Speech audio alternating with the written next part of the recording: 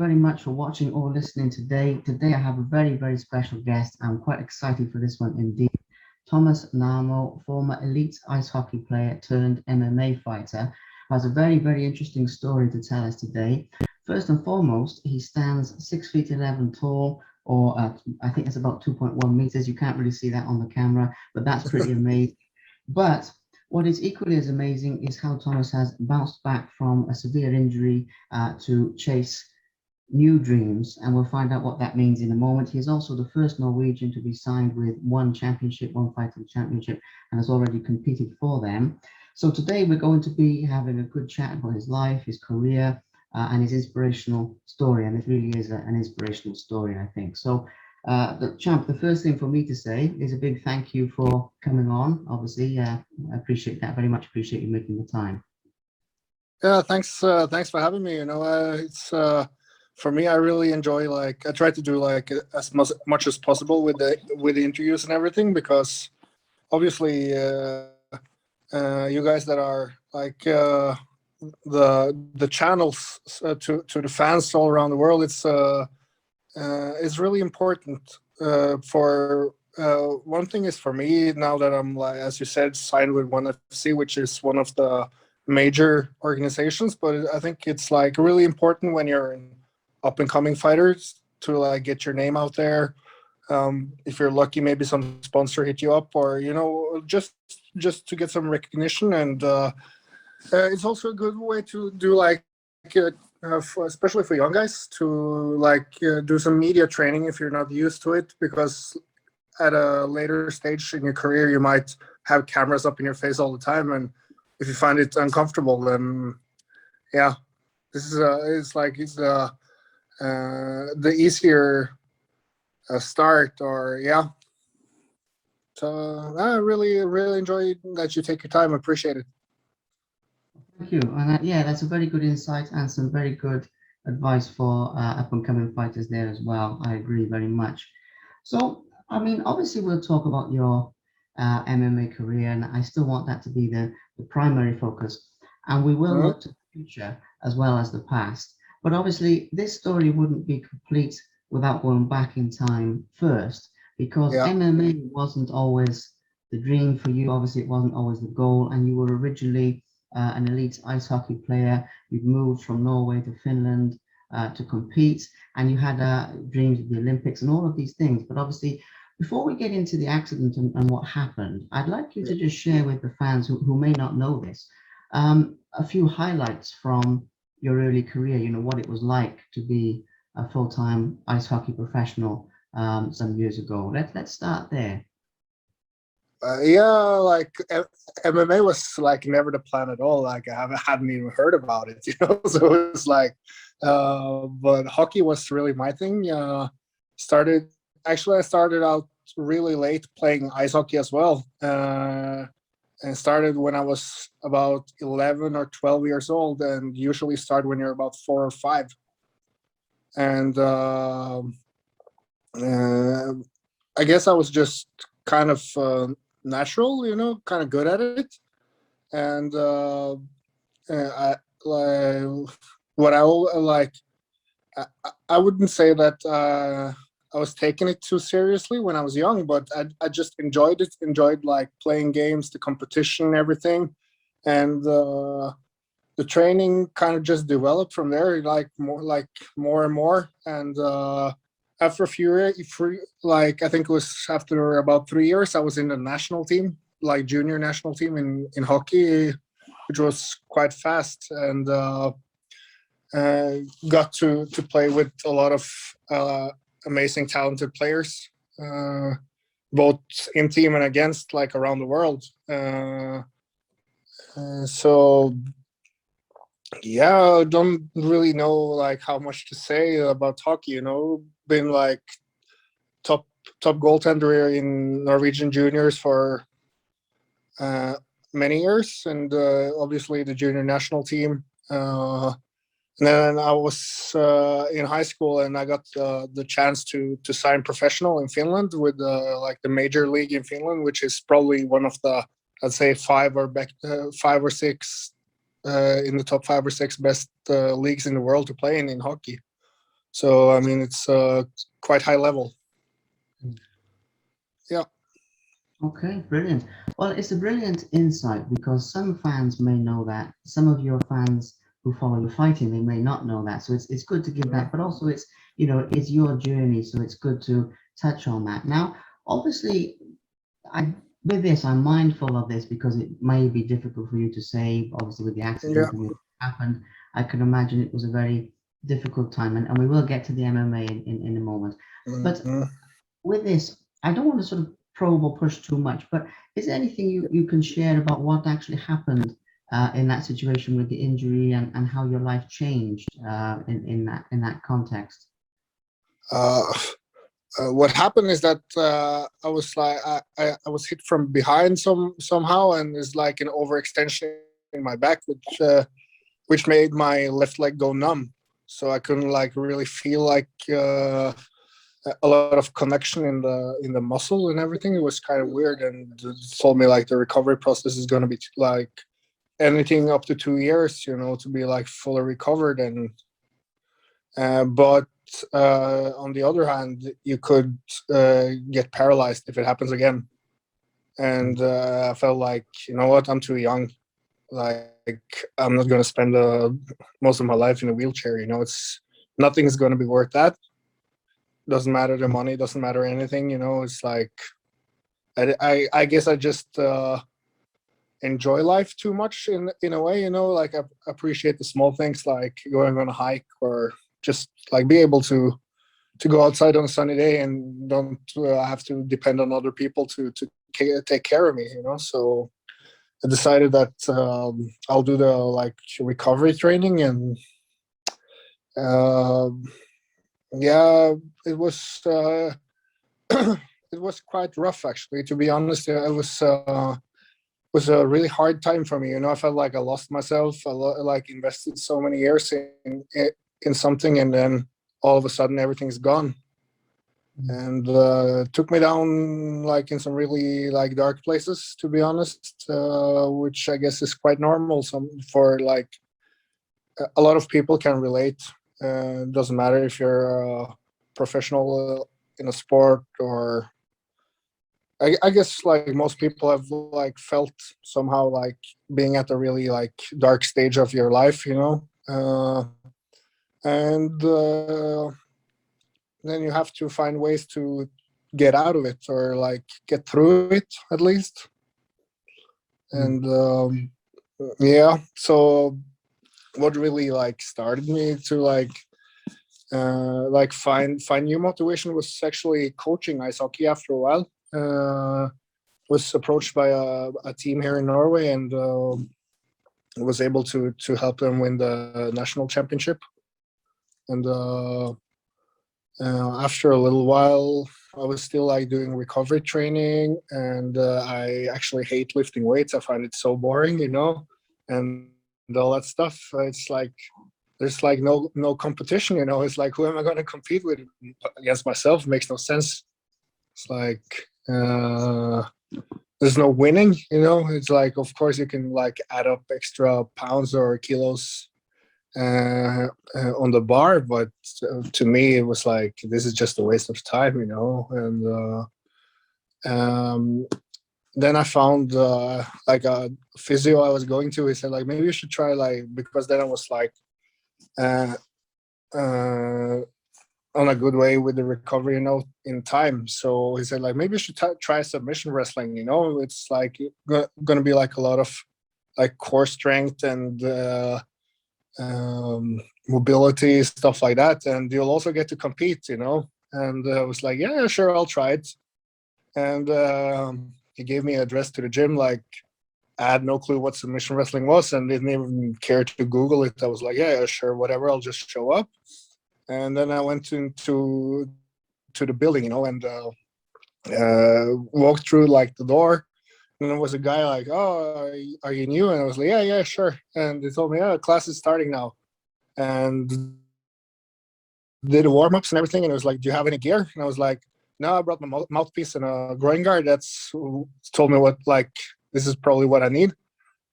And I said, yeah, sure, I'll bring you the rest. And he hooked me up with a pair of shin guards and boxing gloves. And turns out it was a Muay Thai class. It wasn't like submission wrestling, but it was quite fun. So yeah, Incredible. that was like the whole journey from injury to to the start of MMA. Yeah. Incredible. It is incredible how you turned it around. And, one of the reasons I've brought this up, first of all, I appreciate you being so open about the whole process, the Mm. hard times and the good times.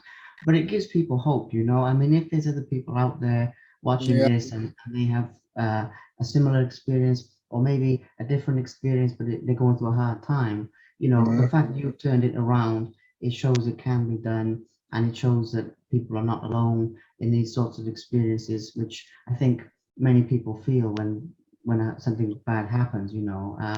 So it's yeah, a I agree. powerful, yeah. Okay, then. So moving into the MMA side of things itself, which is obviously Yeah, exciting.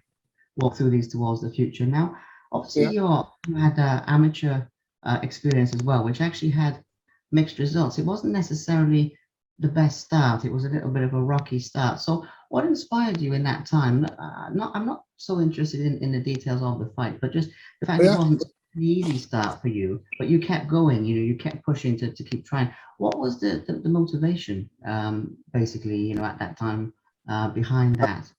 Yeah, so I think I had like my first Muay Thai fight after a week or two of in training. It was just random. Fought a guy with a lot of experience, and I actually won the first round by just clinching him up and being stronger. And then I gassed out and lost the fight, in the second and third round. And I was like, damn, I, I have to win.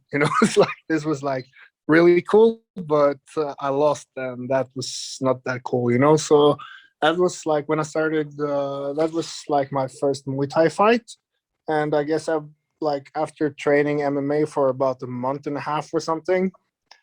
I was like, yeah, I'll do a fight. Just to see. And looking back at like my first MMA fight, I think I fought a guy who had like two or three amateur fights already.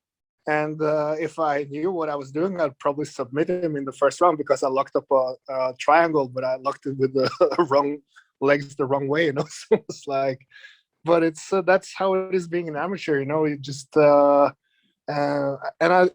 I don't really think that the results necessarily mean too much in your amateur career. It's all about getting the experience.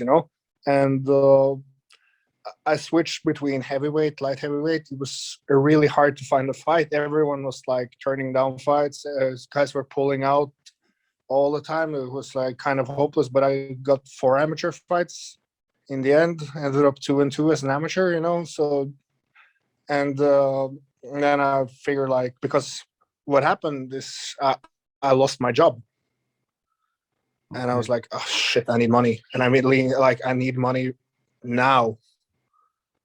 And I Yeah. was like, okay, I'm just gonna do a pro fight. I need the money. Like I need money in hand, like cash in hand right now. So I'm gonna do a pro fight. And that's what I did. That's how it started. Brilliant. That's how it's done. Incredible. Okay. So obviously moving into MMA so far, I mean, we'll get to one championship in a moment, but that comes a little bit later, although your rise in the game has been very fast so far. But you started off winning your first pro fight with a guillotine choke, I believe, against Aaron Jones. I have it written down. Yeah, the opponent pulled out on fight week, so they found one guy to step in. So Yeah. shit happens. It does. But was it a good experience though? I mean, did you enjoy that experience of winning, making a successful pro debut? What are your reflections on the fight now? A few years later.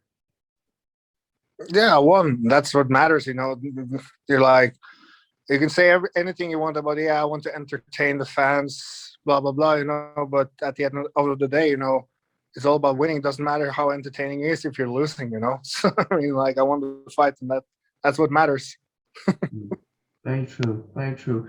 Now, a couple of other things here. A couple of your subsequent opponents, a couple of the opponents you had next were actually quite experienced guys because I know with Neil Derry, I've interviewed him as well, and he's had over 100 fights in mostly in boxing, but I think he's done bare knuckle, kickboxing, did a few different things, and he's a world champion. And also with Daniel Podmore, he's also had over 100 fights, and he's a bare knuckle boxing champion, and he's done all these Mm. things in licensed boxing. I've interviewed them both great guys. So you were stepping in there, even though these were MMA fights against people with quite a bit of fight experience Yeah. compared to your own. What was the motivation behind that? Was that to test yourself or to increase your ability faster, or anything you'd like to share about what you were experiencing mentally when challenging those guys? So the first or the second fight was Neil Derry, I think. Yeah. That was just like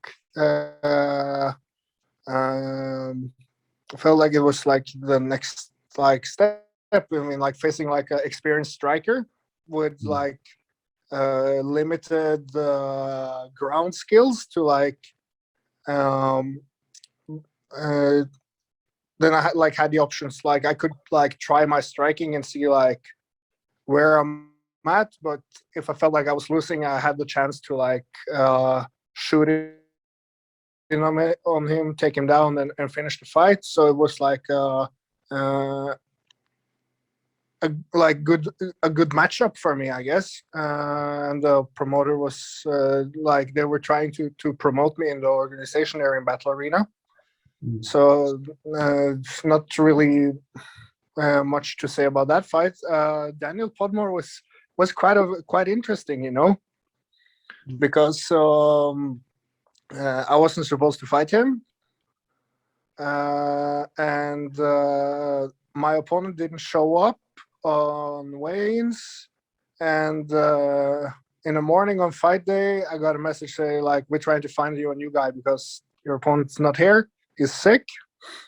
And I was like, "Yeah, sure. I'm just having lunch at like I think it was having Chinese food or something."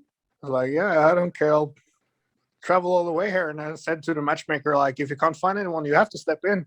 I don't care. I said, like, I've traveled all the way here, so you're gonna have to step in. okay. And I said, I hope not. He said, and then the like Podmore was supposed to because Neil Derry was fighting again on that show, and Podmore was supposed to corner there, and he was in preparation because he was fighting. I'm not sure if it was like world title or British title BKB. So he Mm, was already in training camp. You know, he was in shape, and he said like, "Yeah, I'll do it." And then they asked me like, "Look, we got this guy. He's super tough. You know, he's as tough as they come. This guy can knock you out on the feet. It's like no doubt. This guy, he can bring you a fight. You know, he's really experienced." And I was like, I was just sitting there eating, and I was like, yeah, it's not like I'm here not to fight, you know. I don't care. It's like travel all the way, done everything in my preparations, and yeah. So whoever, like, doesn't matter as long as someone steps in that cage with me. I'm happy, and I was. What I didn't know is that he was actually like he had some ground skills as well, which was like, and he was really strong. He was. I was like, wow, this guy is strong. Like, I remember like he flipped me with one arm, and I was like, whoa, this guy is strong. Well, it was kind of interesting. So, but that fight I actually really enjoyed. I think the referee stopped it a bit early in my favor, but I don't complain. I was like raining down elbows, but he wasn't taking any damage. But yeah, enjoy that fight. brilliant. And yeah, A good insight again, and it's cool to get into certain things that the fans don't see, behind the scenes and some of the pullouts and things because the fans only see the fight. So hearing the story behind it is also very cool. Now you had another great win here against Jose Silva Lopez, if I'm saying that correctly, from Cape Verde, and then you were yeah, approached by One Championship itself. Now, with this in mind, with One Championship, your rise to being sort of signed by them, approached by them, was meteoric. I mean, it was a very, very, very fast curve in that sense. Obviously, after 4 fights and 4 wins, and some tough Yeah, opposition, obviously. So when you initially got the call or the however they contacted you, what was your initial reaction? Were you surprised? Were you I'd imagine you were happy, but I mean, what went through your mind initially with that? my goal was always to fight in Asia. I don't care too much about the UFC or whatever. It's like because when you're my size and you're a white guy, if you're allowed to say that you're a white guy, I guess I am because I'm like saying it myself. The market in America is like kind of like you're just gonna like blend in with everyone else, but in Asia it's like wow, what is this walking? It's like so it's for me like I always found it like more appealing to go to Asia, and it's also like a different level of respect for martial arts in Asia as well. And yeah, I was just like super excited that they asked me to come over. Brilliant, brilliant. So obviously, with this, we do have to talk about your fights so far Hmm. with one championship. But before we get into that, we're touching on your size and your training, and I want to touch on this a little bit because when it comes to being 6'11", being a giant basically among men, obviously you're used to it, but it's to a lot of Yeah. other people like wow. I mean, in what ways does this impact your training? Like in terms of sparring partners, grappling partners, is it difficult to find people your size, or is it, what sort of impact does it have? Positive or negative, and there's probably both sides to this.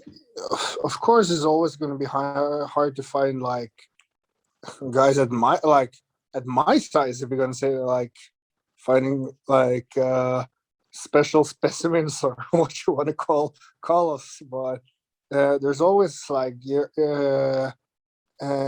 like in competitive professional MMA, there's not a lot of heavyweights around the world. It's like in any organization, like top organization, it's like so. But you'll always like have a gym that has a heavyweight boxer, a gym that has a heavyweight grappler, and you just have to like cooperate with different or like make friends with people and find training partners. But at the gym I'm now, we have a couple of killer light heavyweights. So uh, they're like um I'd say top level. One of them, I think he was like a top 5 or top 10 wrestler, like ranked in the world. So I mean, can't really find much better training partners than that. And also the fact that they are light heavyweights makes them like a bit more conditioned. Maybe they're like they'll be able to push the pace a bit more than what the heavyweights will be able to, which is I think is good. It's something that benefits me because then I'll also have to push more. Mm, very much. It makes sense. Makes sense. A good insight into your training and everything like that. So with one championship itself, obviously, and I'm sure you've talked about this fight a lot with Elaine Galani, and the low blows and everything that Uh, went on with all of this. But I yeah, do that want was nuts, wasn't it? to good pun. It was nuts. It was. It Uh, was pun always. intended. Yeah, absolutely, absolutely. But in terms of that, I mean, I don't really have a narrow question about this, like a very specific question, but it just your recollections on the fight itself, and obviously being declared a no contest, and just obviously I watched the fight, and it was pretty crazy when it happened. I watched it back in preparation for this. Obviously, there's less emotion at the time because I've seen it once before, but it was all pretty crazy how that went down. So what are your recollections on it? And obviously, being one man in the cage, anything you'd like to share with the fans about that fight and what went down there? Oh, where to start? Going into the fight, I've been training for 1 week, and then I traveled alone to Singapore. Stayed in the hotel there for whatever 10 days or something before the fight. I was there all alone, no cornerman, no anything. And to be honest, I didn't even want to come fight there. I was super excited, like, yeah, I don't care, only train 1 week. This is my shot, I'm going to do this. And then I came over there and I was like flat. Battery was flat. It was like no emotions. I just want to go home. It's like being like isolated like that. It was really bad. It was like I understand why they use isolation as a method of torture. I was, even though like I had like my phone and my computer and I was able to like speak to my family on the phone, doesn't really matter. It's like that human interaction is different. Yeah. And I was just depressed somehow and I just want to go home, but um traveled like what, 17, 18 hours flying. Like there's no way I'm going to pull out now, so I just show up and let's see what happens. um so that was like leading up to it. Reflecting about the fight, it was like I watched it like maybe 2 or 3 times myself, and I see like if I had a corner man, I'd beat that guy, because like there was nobody telling me that was like, if someone told me like just take a step back because now you're at like mid range, you should stay at the end of your range, not his range, stuff like that, just like um, easy adjustments. I'd beat him. Mm. So that's really my take on the fight.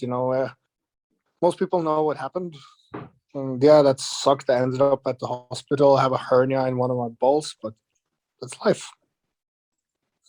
That's life, and that's the fight game. But it was pretty brutal. I mean, the other thing I want to touch on here, because most people know about the fight and the no contest and everything that went on. So I want to look at this from a different point of view.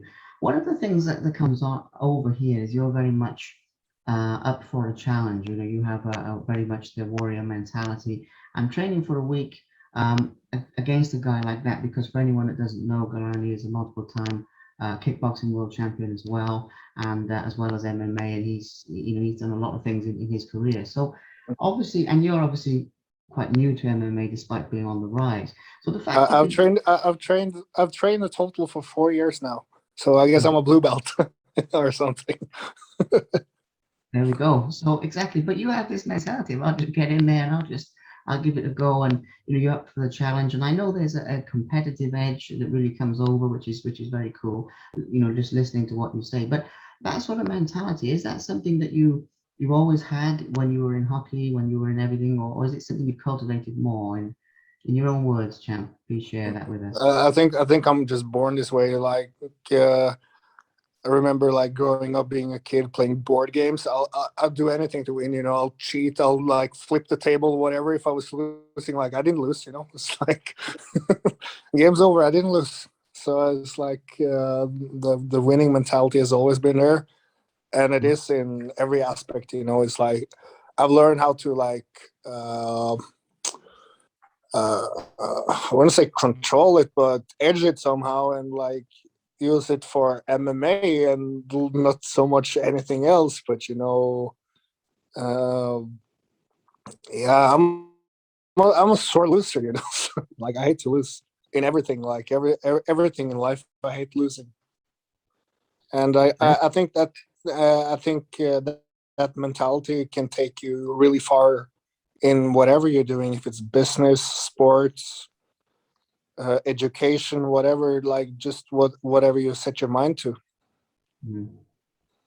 Absolutely, absolutely. And again, it's a powerful lesson for people watching or listening to this to take that on board as well. Now, obviously, I do need to touch on the national pride concept, or whatever you want to call it, of being the first Norwegian person signed by one championship.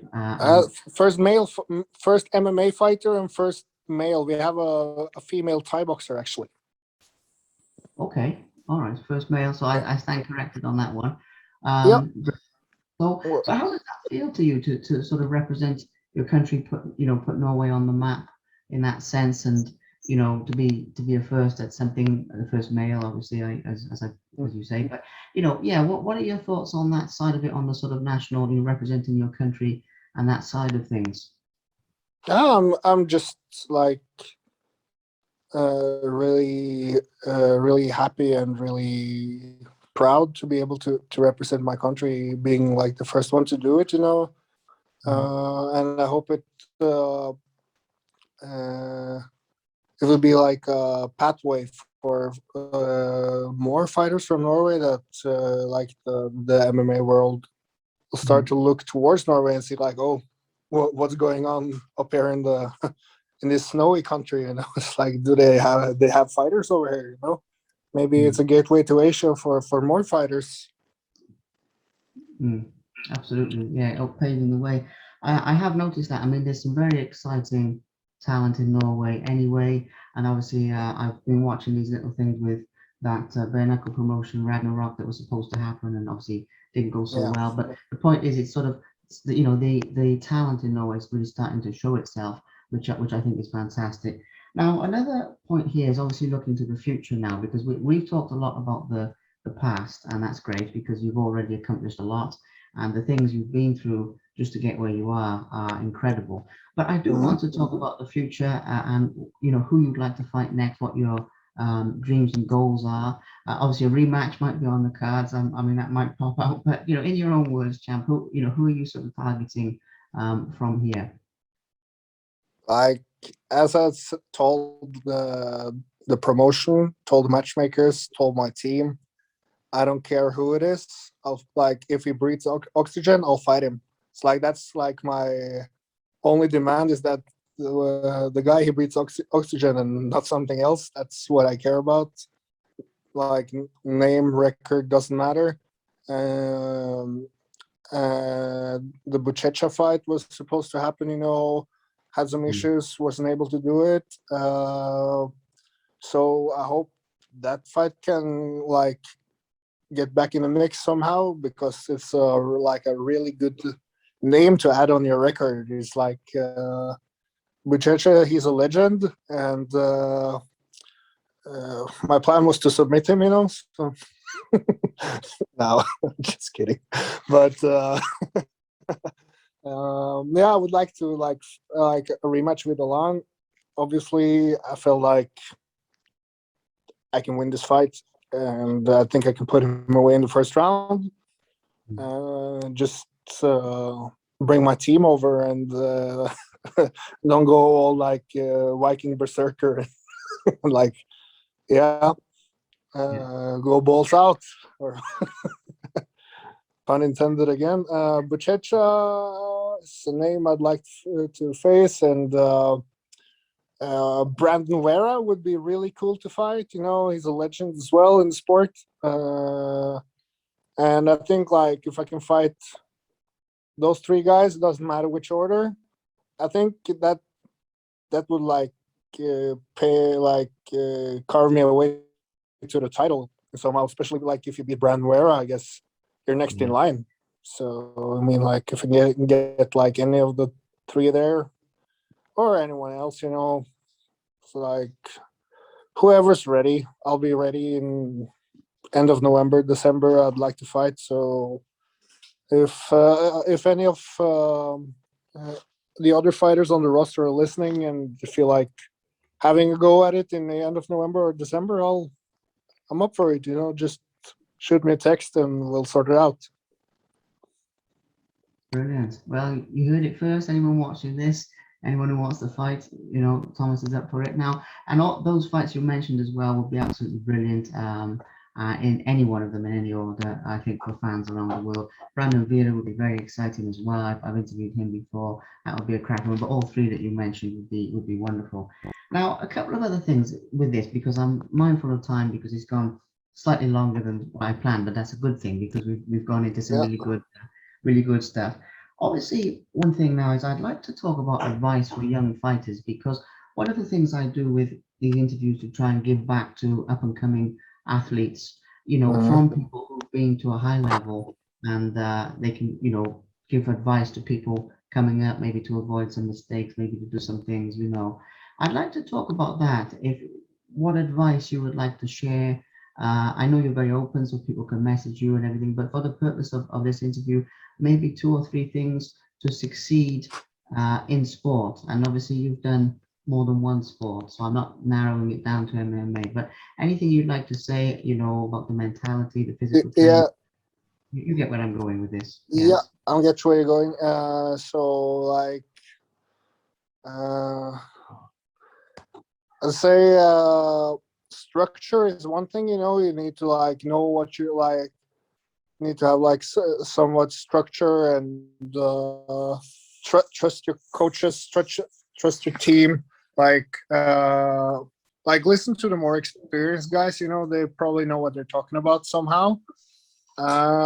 Never back down from anything. Like, you can't like unless you're the champ. I don't really think you're in a position to handpick opponents. You should just take whoever's presented. Say yes. Amateur, pro, doesn't really matter. It's like if you're in the fight business, you're here to fight. You're not here to like sit it out and wait for a cool name or whatever to show up. Just work your ass off, and come fight day, you'll have to perform. And have the courage to believe in your dreams. I would say it's probably like somehow like the most or somewhat the most important part. You need to have dreams, and you need to like dare to believe in them. And that's what I've been doing my entire life. It's like I had dreams in hockey to make it professional, make it a living. I did it, found MMA, did it again. My goal was to compete in Asia in 1FC. 4 years into the sport, I'm here. It's like it's not impossible, and that's what I want to show my son as well. Being a good father and role model for him to like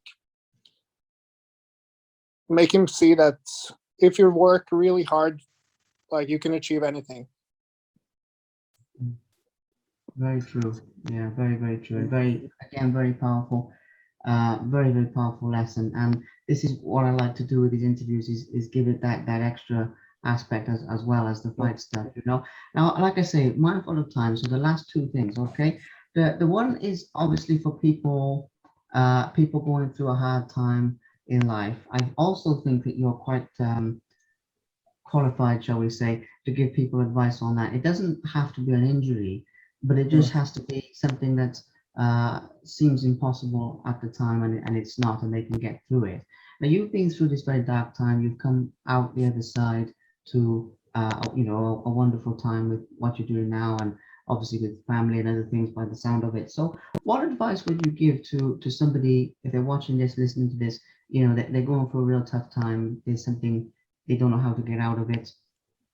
Again, you get where I'm going because you've done it Yeah, yourself. it's like everyone's in like a different position or situation in life. So it's like hard to like in general speak to like what you should do. But for me, it was like find a purpose to get up in the morning and fix your shit. That Mhm. was the thing for me. Like find a purpose to like enjoy the little things in life, enjoy life in general. Like if um like if you like reflect upon things, say in general, being like a normal healthy human being, you have two legs, you have two arms, you're able to like walk freely around, do whatever you like. Try to like flip the situation around. Try to go to a hospital, for example. You see guys there with no legs, Mm. and you feel like, nah, I'm not gonna get up today, I'm too tired. You don't think those guys would kill or die to just have one more day with two legs. Mm. Just Yeah. appreciate what you have, and try to like change your uh thoughts in a positive way, like small steps at a time. Mm. But just appreciate what you have. Don't focus too much on what you don't have, Mm. or what could have been. I love it. Yeah, I love it. Incredible lesson in mindset and gratitude, and there's so many things there. It's wonderful. It's a wonderful lesson for people. and I know it's been difficult for you to go through that, but that that it really gives it value to share with people. So thank you for the openness Yeah. about. And the last thing is really just for your fans and your supporters, because obviously the people watching this hopefully have covered things here for people that know you, but also for people that don't, and it's their first time, Yeah.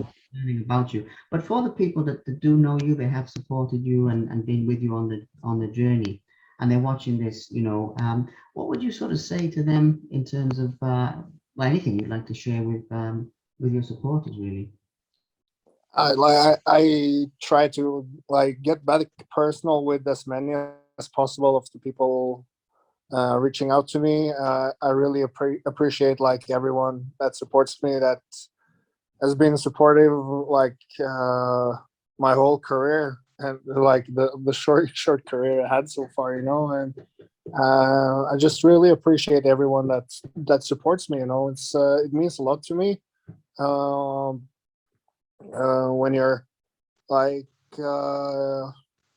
it's just another reason to get up and show the world like uh what to say, like to show everyone that yeah, I can do this, because people believe in me, people invest time in me, people invest money in me, everything, it's like with sponsors, fans, everything, they take the time to give something to me, so I feel like I kind of owe them to give them something back, and I'll be like results in the cage, and um, just trying to like motivate people to do things to the best of their abilities. Wonderful, wonderful. Well, champ, I mean, we've talked about a lot here. I mean, we really, we've gone in depth. We've sort of covered more than what I planned, but in a good way. It's I been can really. chat for hours, so like just I love that. I mean, put it, insert a coin, and it's like I'll go blah blah blah, like for yeah. Oh. yeah, oh, that's the way to be. That's the way to be. But no, I mean, you've given some really fantastic insights into so many things. So I'm very grateful for that. Absolute pleasure. It's really exceeded my expectations. Yeah, that's good. Always good to hear. No, it really, really has. I mean, I do these all the time, and some of them go to plan, some of them don't go to plan. But now and again, you get some that go like a bit above. Like it'll be good, but it's just really, really good. So today was one of those. So yeah, so Yeah, and then, you need to like step, like when you're a fighter, you need to like, most fighters, they're like, they don't really like, and they don't or like or enjoy like being in the spotlight, they just want to do their thing. But I mean, like I've fought professional for what, 2 years, and I'm in the one FC, and I think one of the reasons is that I'm not afraid to stick my nose out and say like, hey, look at me, I'm here. And I like, I think that's really like underrated, like one thing is that of course you need to have somewhat um, the ability to fight, but in these days it's also important to just stick your nose out and be like like you need to sell yourself in one way, to get promotion's attention.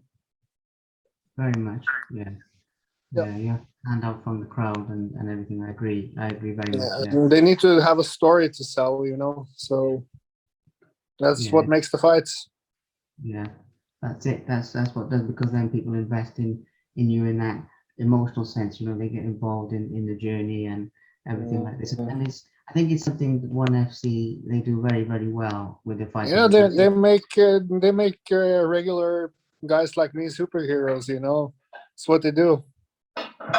it's one way of putting it. But yeah, you feel like the fighters with One FC, and it's an amazing Yeah, thing. to be honest, I love it. The One FC is like got nothing negative to say about them in any way. It's so it's just good in every way, and I hope that like more European, or let's say Western world, will like open their eyes and look towards Asia, because it's a whole different uh, um, level of everything over there compared to the Western world. Mm, very much. Yeah, very, very much. Champ, we could talk all day. I tell you what, Yeah, you know, another of these big fights, we can always do another one because I'm sure yeah. you've got.